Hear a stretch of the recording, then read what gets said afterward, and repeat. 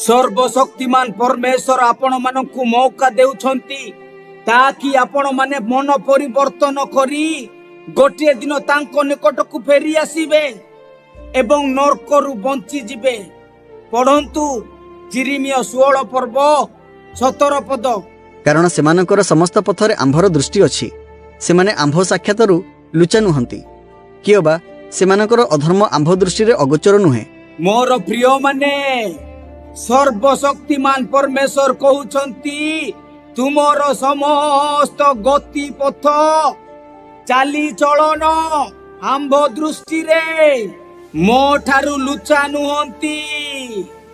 तुमे जहा लुचा चोरा रे पाप करुछ, लुची लुची चोरी करुछ, व्यभिचार करुछ, लांच नेउछ, वाणिज्य व्यापार रे ठकामी करुछ, निशा द्रव्य करुछ, मिछ कथा कहूछ, केबे लुची पारिबो नाही।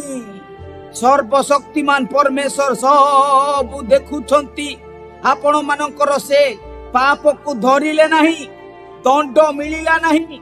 यार अर्थ नुहे जे से आपण मानकु देखि नाहंती बोली बंची गले। पढ़ंतु जिहिजिकल 11 पर्व 5 पद।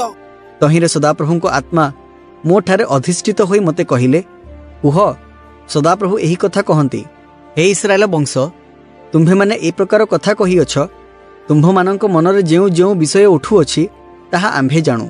देखंतु